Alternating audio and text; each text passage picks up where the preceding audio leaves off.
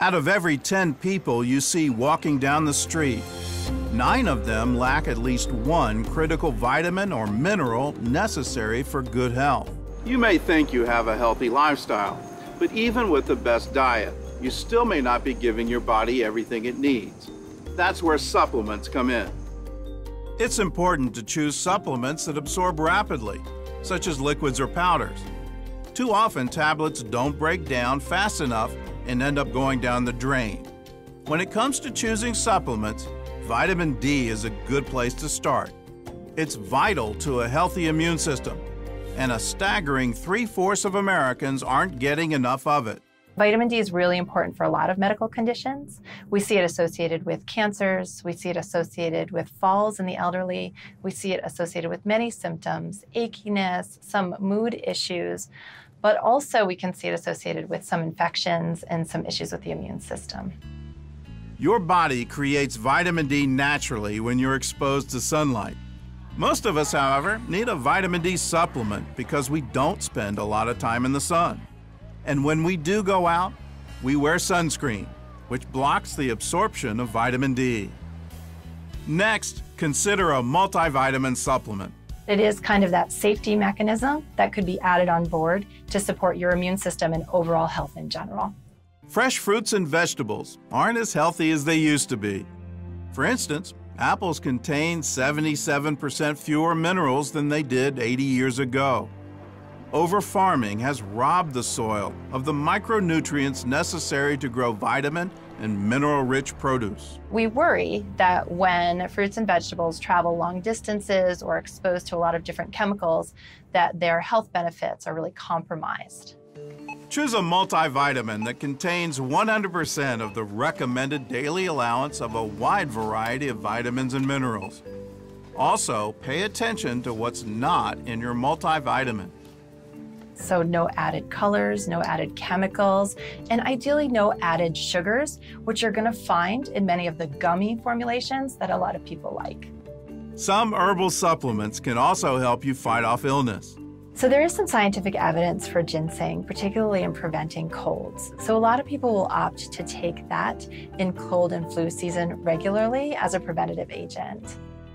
Echinacea can strengthen your immunity by increasing the number of white blood cells which kill cold and flu bugs. This is very popular. People who are interested in taking echinacea should take 100 milligrams 3 times a day, and they need to start it early if they want it to be effective. A fish oil supplement in liquid or capsule form is also a good idea because fish oil contains omega-3 fatty acids, which boost your immune system. Omega-3 fatty acids are something that we have also depleted in our diet. We used to get them when we would eat a lot of fish or a lot of pasture-raised cattle, for example. We no longer really do. Fish oil is made up of 2 fatty acids, EPA and DHA. Check the label and try to take about 1 gram of DHA daily to improve brain function and help fight depression. Another powerful immune system booster is coconut oil. Take a tablespoon or 2 a day and cook with it.